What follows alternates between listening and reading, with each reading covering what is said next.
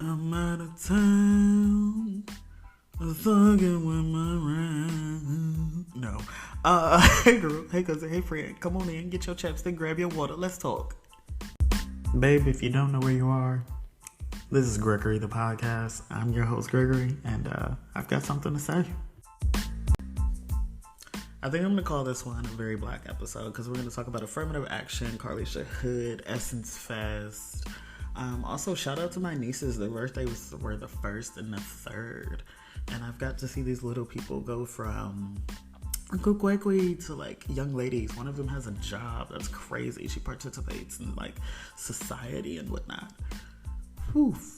Speaking of participating in society, shout out to my best friend and That Black Mag. You definitely should go look her up on IG, TikTok. Go to the website, subscribe to the magazine. There's a couple of cute podcasts over there that you guys should check out, to include this one. There's also some articles and blogs that you guys definitely should take the time to read. So while making promo and such for the podcast this weekend, I caught like the last 3.5 hours at Essence Fest, and they were celebrating like 50 years of women in hip hop, right? And I thought that was pretty cool because they talked about how everybody impacted and what they brought to the game. And they had a range of performances from like Salt and Pepper with Angie Martinez, Mia X, Trina, Remy, all the way down to like the headliner, Megan, right?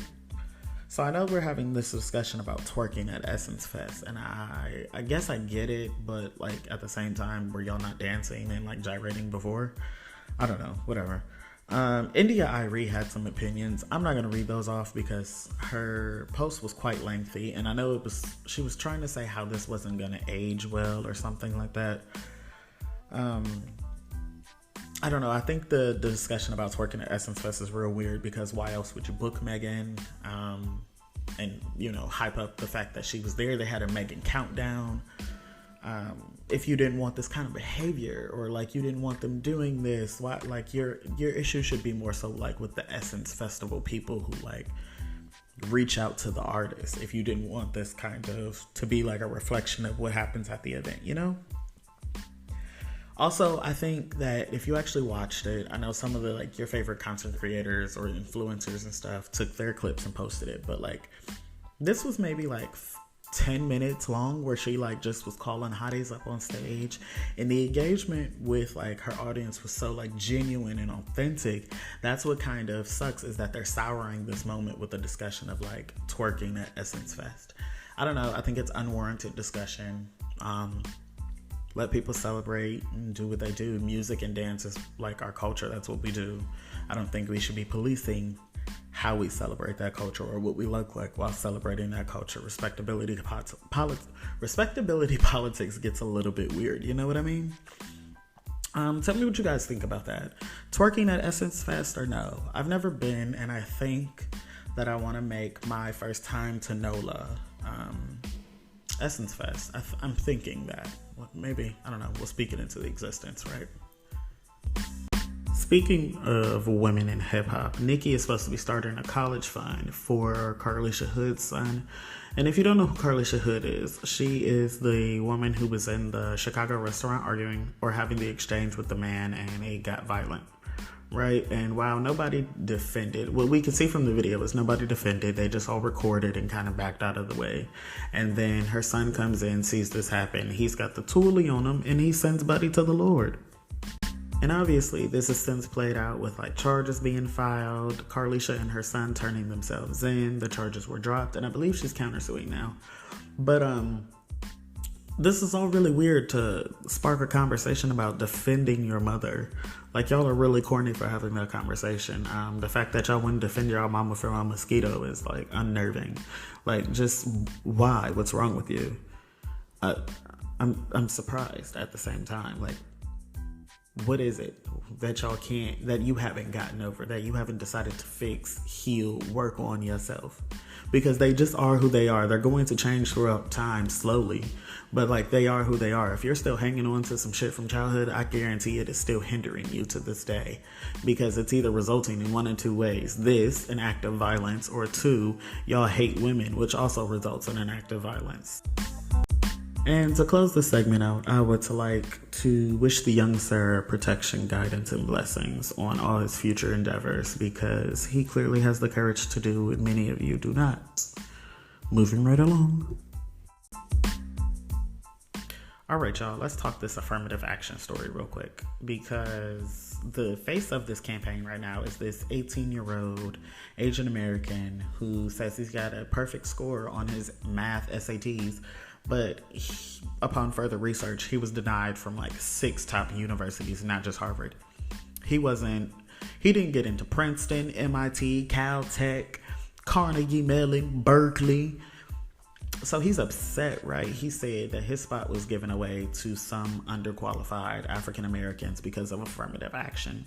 And first off, I would like just kick the story off by saying, go get them applicants that you said were underqualified African Americans and tell them bring their resume out. I'm just saying, if you really have the cojones on you that you think you have, go get them. Go get them. Tell them bring their resume out. I don't think you really want the smoke, because some of you are not used to having to strive and actually fight for things. You are used to building this on the back of, well, I'm not black. I get discriminated against, but like not like them people. And this hand didn't serve you well. Like this doesn't make the story you think it makes. I'm sorry. A lot of y'all think affirmative action is doing something that it is not for the people. So a lot of us are sitting here like, girl, we really simply could give less than a fuck, because it has not benefited us. I tell you, I don't know a person who has benefited from affirmative action directly. Not in the way you all think we have benefited from affirmative action. I don't know anybody who's been recruited because they were black and they just weren't good enough. That's never been the case. And like, again, affirmative action is not you coming to the hood to pick your favorite athlete to add to your college roster.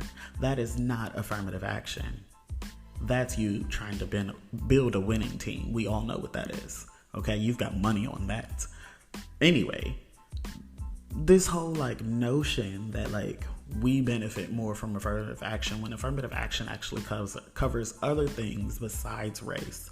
It covers race, but it covers religion, it covers gender, it covers all the pillars that they tell you can be used to discriminate against you. And for you to only come for this one in particular speaks volumes about you trying to get into rooms. And let's talk about getting into rooms, right? See, if the room was for you, you would never have to go get a fucking locksmith to change the locks for the room. That's B&E, babes. That's burglary. The room's still not for you. So you think you've done all of this, right? And you think the people in the room are gonna want to accept you? Because that's what you're doing this for. You're doing this for the notion to network, to hobnob, to rub elbows at Harvard. Because if you really cared, babe, you would go anywhere. You'd go anywhere and be like, I'm the best of the best. Simple as that. A lot of you are not the best of the best. And now that affirmative action is gone, right? Some of you will have to defend your own shortcomings and mediocrity. Because the truth of the matter is, now that it's gone, now that it's off the table, now you've got to bring your baddest bitches out. Some of you can't explain why you're in the room, because you kissed the little ass, babes. Some of us worked to be in the room. Some of us have proof, have receipts, have experience. You know what we also have? Black skin. A lot of y'all just hate that. Anyways, guys, going over to thatblackbag.com, check out the interview. We were talking about internalized homophobia. It was a real raw and honest piece. Follow them on IG, TikTok, That Black Mag. Subscribe. And if you don't know where you've been, this has been Gregory the Podcast. I'm your host, Gregory, and this has been my Something to Say. Thanks.